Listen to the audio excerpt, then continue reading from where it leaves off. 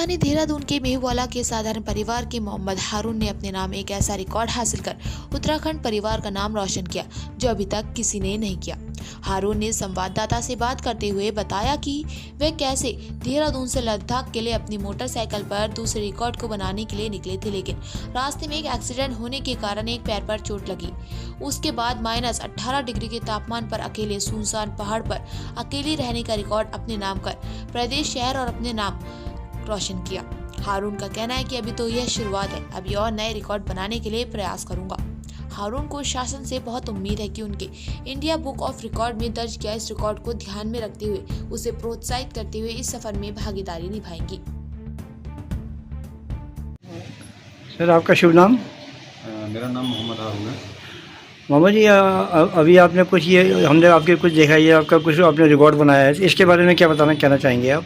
Sir, ये जो record है ये हाईएस्ट एल्टीट्यूड कैंपिंग इंडिविजुअल का रिकॉर्ड है जो कि उमलिंगला पास पे बनाया गया है, वो भी ओवरनाइट कैंपिंग का, क्योंकि रात को वहाँ पे कोई आज तक स्टे नहीं कर पाया। मैं पहला इंसान हूँ जिसने ओवरनाइट कैंपिंग -17 से 19 डिग्री के बीच में बिताई है 12 घंटे की, जिसको IBR द्वारा रिकॉग्नाइज करके सर्टिफिकेट दिया जाएगा। IBR का मतलब full form? Indian book of records, जो कि नेशनल लेवल पे रिकॉर्ड्स को जो है सम्मानित करती है। गिनीज के लिए अभी मैं कोशिश कर रहा हूँ, तो गिनीज बात नहीं। ये शौक आपको कैसे लगा पूरा कि आपको ये रिकॉर्ड बनाना है? ये एक खुद की पहचान ढूंढने के लिए, क्योंकि 9 से 6 की नौकरी करी, मैं भी थक गया था और कुछ बचपन से ही मेरे को राइडिंग का शौक था, तो मुझे कुछ ऐसा करना था जो मेरी इमेज बना सके और उत्तराखंड को आगे ले जा सकूं, मैं इंडिया को आगे ले जा सकूं, कुछ ऐसा कर सकूं जिससे इंडिया और उत्तराखंड और अपने देहरादून का नाम हर जगह हो। तो आपका ये मानना है कि जो रिकॉर्ड आपने बनाया है ये मतलब पहला रिकॉर्ड आपने बनाया है? बिल्कुल, ये रिकॉर्ड पहला ही है, इसलिए रिकॉग्नाइज किया गया है। और आपसे पहले किसी ने इसको कोशिश भी नहीं करी इसमें? नहीं, अगर कोशिश करी हुई होती तो मेरा रिकॉर्ड कभी अप्रूव होता ही ना। और कुछ बताना चाहेंगे इसके बारे में आप? बस इसके बारे में किस हालात में आप गए, कैसे आपने शुरू करा इसको, क्या दिक्कतें आई आपको इसमें? एक्चुअली एक तो जाते हुए मेरा ऑलरेडी एक्सीडेंट हो चुका था देहरादून से निकलते 200 किलोमीटर बाद, जिसमें मेरा पैर डिसलोकेट हो गया था।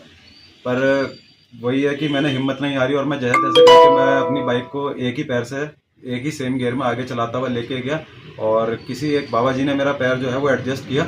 उसके बाद जाके मैं कुछ करने लायक हुआ। उसके बीच में मैंने ठंडी से ठंडी ग्लेशियर की नदियाँ भी क्रॉस करी, मैंने बर्फ़ के पहाड़ भी पार करे अकेले, जहाँ पे मैं गिरा भी हूँ। तो बड़ी मुश्किल हुई पर कुछ करने की हिम्मत थी, इसलिए मैं कर पाई। जी सर। तो काफ़ी सारी बर्फ़ थी वहाँ पे और मेरी गाड़ी भी गिरी वहाँ पे, मेरा पैर भी उसमें डिसलोकेट हुआ, गाड़ी भी काफ़ी हद तक टूट गई, पर एक गाड़ी ने मेरा साथ नहीं छोड़ा। तो मेन तो जो है गाड़ी है कि जब तक गाड़ी नहीं चलती तो मैं आगे कैसा जाता। गाड़ी ने मेरा साथ नहीं छोड़ा और मैंने भी अपनी हिम्मत बांधे रखी, इस वजह से मैं इसे पूरा कर पाया। तो क्या संदेश देना चाहेंगे आप जनता को?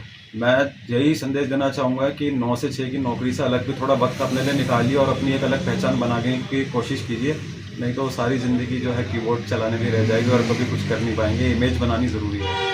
आगे क्या विचार है आपका? आगे मेरा विचार यह है कि अगर मुझे उत्तराखंड सरकार की तरफ से या इंडिया की तरफ से और सपोर्ट मिल पाता है, क्योंकि मैं भी एक नॉर्मल जॉब करता हूँ, तो मैं और आगे रिकॉर्ड बनाने की कोशिश करूँगा और इंडिया और भारत का नाम और आगे ले जाऊँगा।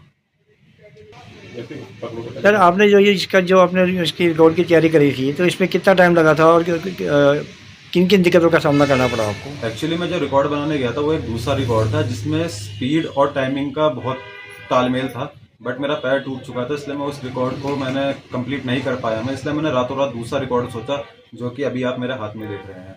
और इस रिकॉर्ड को बनाने के लिए जो है मैं मई के आसपास गया था, जिस टाइम काफ़ी ठंड थी फिर भी, और मई में ये जो रिकॉर्ड है बनाया गया था। इसको अप्रूव होने में 2 महीने लगे हैं, जिसमें ये चेकिंग होती है कि ये कहीं वीडियोस जो मैंने बनाई है ये AI से तो नहीं बनी हुई या कुछ और इसमें एडिटिंग तो नहीं है।